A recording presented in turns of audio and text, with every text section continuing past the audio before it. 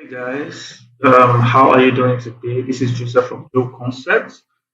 Today we are going to look at how we can create a point level animation, as you can see on the screen, where you have the mouse moving just like you have here. So uh, all of this just goes back to the traditional animation where you have vertex and points pushing in and out and all of that to get animation.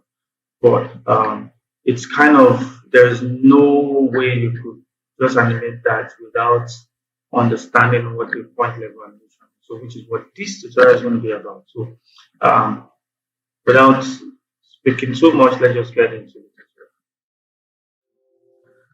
Okay, so this is the model I'm going to be working with. So you can see that I've already created an opening. So this is what I want to use to illustrate this. Just imagine I want to have this as a mouse and animating this and having it deform and moving around. So that's what we want to do. But before I start, I'm going to quickly clear off this so that they feel kind of they're distracting in my eyes. So I'll just come here, get rid of my flow, and also maybe I want to remove this. XY, I can just turn them off here. So I'm having a clean slate. And sometimes I also might want to get rid of that so that I just don't have anything. So I'll just remove it with the cursor and I have a clean. So how do we go about creating this point level animation? And it's as simple as going into this data set of your characters. Once you have this object selected, you go to the data set and then you have this shape key. So this shape keys is what you're going to use to create the point level animation, because right now there's no way you can animate points on objects. No way. Except you look for an interface for you to be able to set a keyframe for vertex movement and all of that. So what will help to do that is this shape key, and it's just going to add some states for us. So let's just see how we're going to start with that. So the first thing we'll do is you want to have a basic state, which is your main state when you're starting off from. All right. So I'm going to just click here, and then I have the basic states. Okay. So this is what I have by default. So what I can do is I can just double click this and name it whatever I want. So maybe I'll just say anything you want. Starting. All right, so that is going to be my face.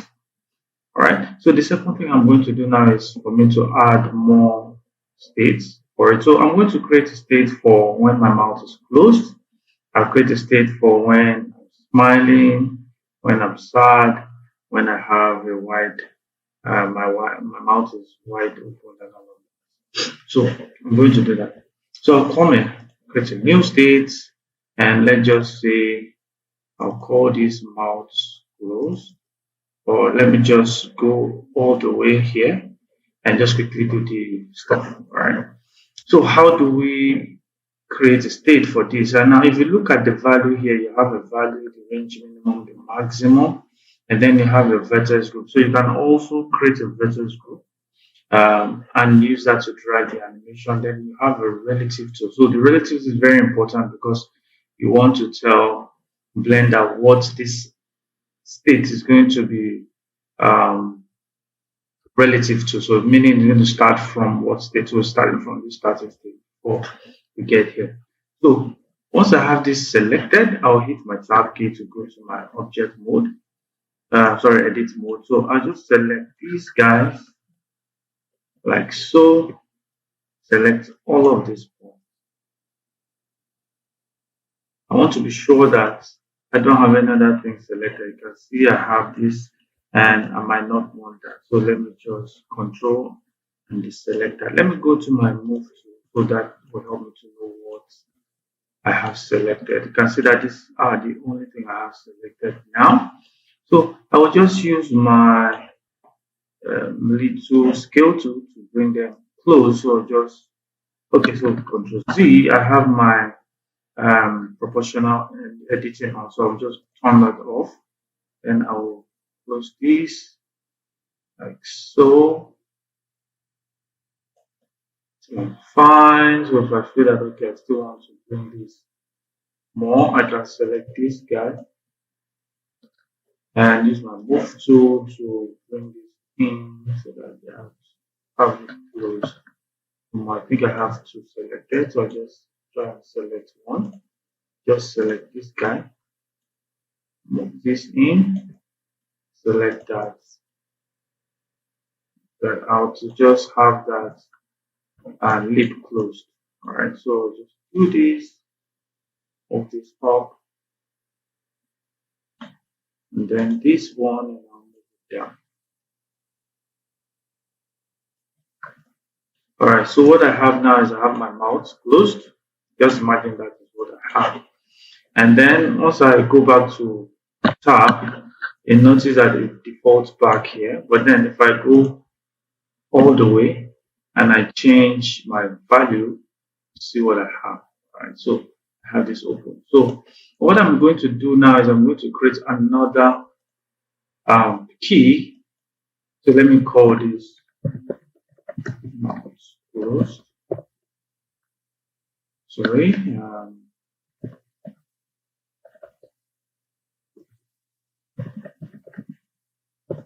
Alright. So I'll select this next one. I'm also relative to this. So let's say this, I'm going to make this like smile.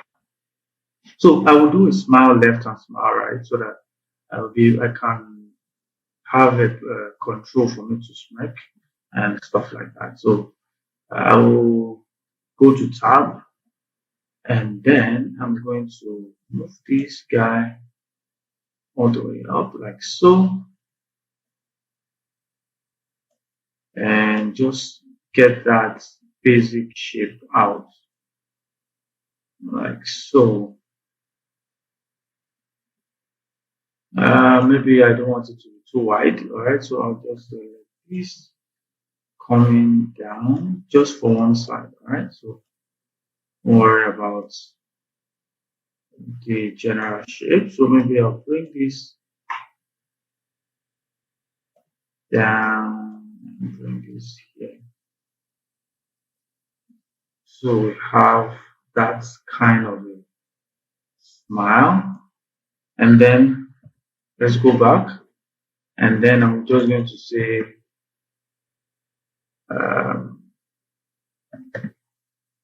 I just call this my right, for instance. So I'll create another one and I'll go to tab again. I'll just do basically what I did there. So I'll just move this to the side, move this one here, and then move this down.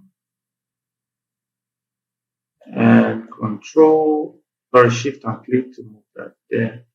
And let's move this in just to get that this close and then get that curve. I'm trying to get that curve here. Alright, so I just want to have that curve going around. So but the good thing with this is you can always go back to whatever shape you have done and you can always go and refine that. So I have that curve and then hit my tab key and I'll call this smile left. Smile left. So I have my smile right, I have my smile left. So if I come to this smile left, see what I have. If I come to my smile right, see what I have. If I come to my closed mouth, I have this. Now, if I want to mix this together, I can do that. If you come to this place now, do this, you can see what I have. I mixed all of these, the closed mouth and the smile left. And if I want this closed mouth to be open back, I do this, so that increases this. So you have a control to start animating and doing all of those things. So how do you use this stuff? It's as simple as saying, okay, I want to do a bit of animation. I can say, okay, I'm starting at this place with my mouth closed. So I just come in and I'll just hit this button to keyframe that. So maybe here I want to start by doing a bit of opening. So you could also go all the way to creating an O shape, all right, an O sound. So let's just come back here. Let me remove this out, and let me just quickly create that one, and then we'll be back. So let's just select this and create a new one, and hit Tab key. Sorry. So select this, go to my scale tool, scale this in, hold down Shift and select these ones, and continue scaling this in, and bring this, sorry, Control Z, bring this and this, scale them all the way up, so I can have that O shape. You get that? You get what I'm trying to do here. So select this, this, and this. You see, let me just come back here, select this. I'll use my move tool again, I'll move them close. And I think I want to stop here. So hit Tab, and then I'll just call this O, right? And that's the name I'm going to call that O. So if I come here and I view this, I have my O. So I can basically create an animation from all of this. So if I come here, so let's start again. I'll come here and bring this all the way here. Just look at the O again. You can get a very basic shape. So if I hit this to create an animation, create a keyframe there. So let's say at this point, I want to open up this and just mix this guy. So I'll just frame that, go all the way. So just imagine I'm talking. I don't want to finish the not closing, so let's just say somewhere here. Keyframe that and go all the way. I want to open this a little bit, keyframe that, and I'm going to come back to this place, go to my O. I want to keyframe the value, and so that I have a supporting keyframe to do that. So I'll do this, and then let's move out again. Let's say I'm going to just take this from this O to a wide smile. So I'm just going to keyframe all of them at this point. That's keyframe. I don't need to keyframe this. I have all of this fine. So when I get all the way here, I want my O to come back. I keyframe that to my smile right to go all the way. This and left go all the way. And this, maybe I want to make it really wide. I have that done. So let's just see this is, and then from here I want to come back to this. So what I can do is just select this guy, Shift T, and move this back. And should pretty much be good here. So at this point, I will come here, bring this to 0, keyframe that, bring this to 0, keyframe that, O is already at 0, keyframe that. So this is 15. So let me just take this back to. So let's say I'm going to end my keyframe at 17 on timeline. And let's move this to the center. And if I play this animation now, you see what I have. Okay, see that?